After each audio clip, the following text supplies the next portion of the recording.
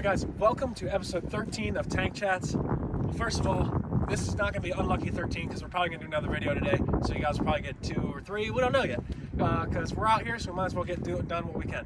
So, today's video, we're looking over the M59 APC, Armored Personnel Carrier. We'll get the shout out of the way for right into... Okay, so we're going to hop into the history of this vehicle, but first I feel like something's missing. I'll be right back. There! That feels better. What do you think, Mr. Demania?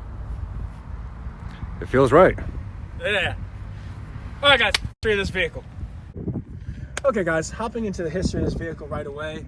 So this vehicle was starting to develop in the early 1950s. It was designed to replace the M59 armored personnel carriers that they were using in Korea. So this one was actually first produced and introduced in 1954. This would later be, as you guys can see in the similar profile, it would be later be replaced by the M113, which is still in service today. But this was developed in 1954. They were built all the way up until 1960. 6,300 of them were built. Their biggest conflict they saw was obviously part of the Cold War, but they were on like the border of like places like here, like Germany and stuff like that. But the biggest place where they saw action was in Vietnam. In Vietnam, these were used as armored personnel carriers, so they would carry cavalry or infantry troops to around the battlefield and be used for fire support, as designated up there by the big machine gun mount.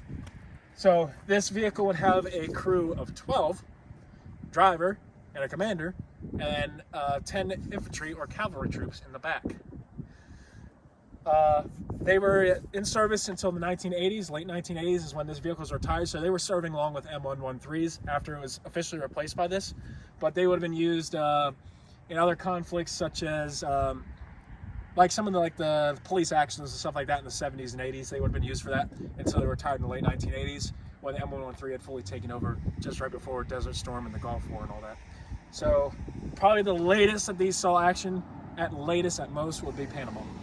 So with that it'll do it for the history. A couple other foreign countries still use them, but they have been retired by the U.S. military since the 1980s. With that, we're gonna hop into the tour of the vehicle, you guys.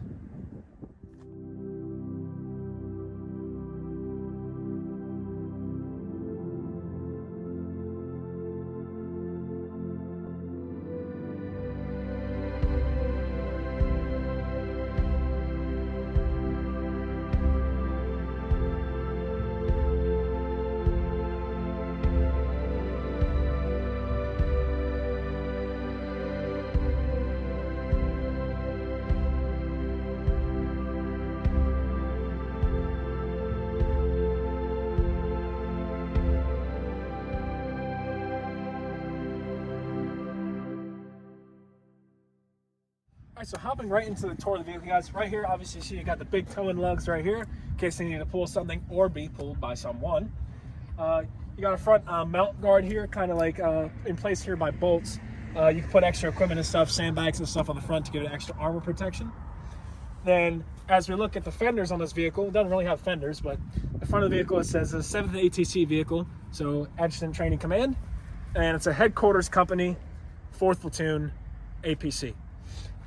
Right here, you have your drive lights, your service drive lights, your blackout markers are right here, along with your big brush guards right here. And up here would be your secondary, like spotting and red and reflector and marker lights. That's what those would be used for. Not sure what this mount is for. It might just be for like a mount for something like that. There was also a variant of this vehicle called the M84. It was a mortar carrier, so it would have a mortar in the back instead of where the infantry would be. So that pretty much does it for the front of the vehicle, guys. You got your tracks, and access to the transmission would be down there, your commander's hatch, and your driver's hatch, because the driver would sit up here, and so would the commander. With that, we'll get on top and we'll take a look.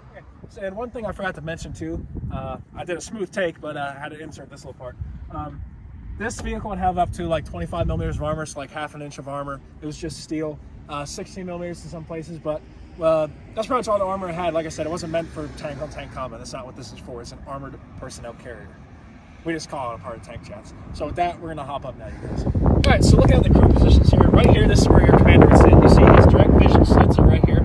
This is where the vision, where the commander would have access to looking out from inside. His periscope would have been right here. You have the big old mount for the 50 cal right here. We're .30 cal, whatever they wanted, M60, whatever they wanted to put on there, they could. And right here would be your driver's hatch. So if we really wanted to, if you want to look at it, me and Mr. Demania could crew this vehicle by ourselves. So, more on top of the vehicle.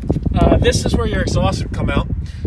This was actually a vehicle produced by Ford, and it had a engine horsepower. Actually, fun fact, it had 2 engines inside it that would equal up to 262 horsepower.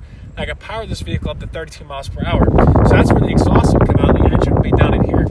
You also look on the back. This is where some extra track links and chain links will be stored. Will be right here. They could put any equipment or anything that they wanted on top of the vehicle. And when we get in the back, you'll see as well, this is where the ramp would be that it would access to your 10 cavalry and infantry troops that would be in the back. So that pretty much covers it for the top, you guys. You see a couple more lifting plugs there, and bush guards, and an oil filter access. But other than that, does it for the top, you guys. We'll hop down and get into the side of the vehicle. All right, so hopping into the side of the vehicle, you guys, right here, obviously you see your fender. This is actually like a rubberized fender right here, and the front part's metal. So this is kind of just basically like a big mud flap.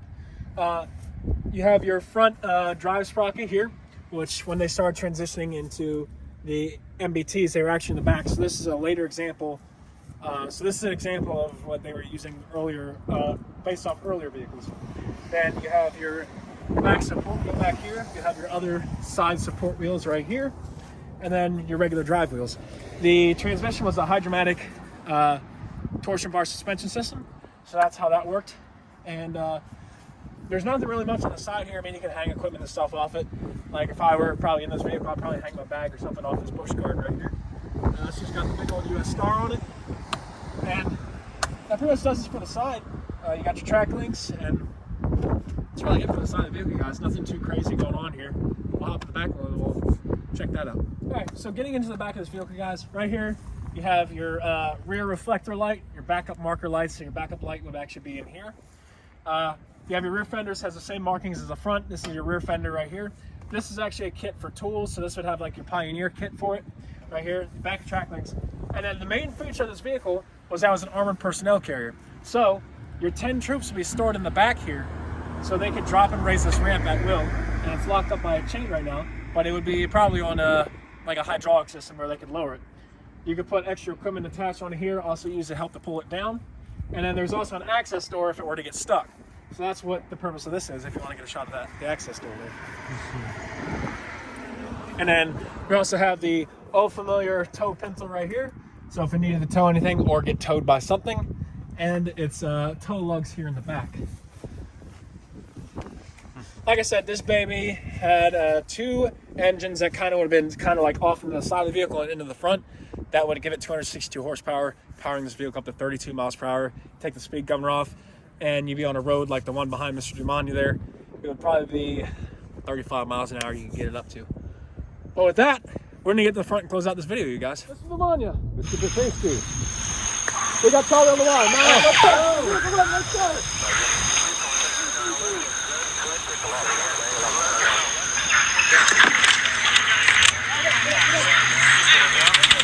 No, stop the engine, stop the engine.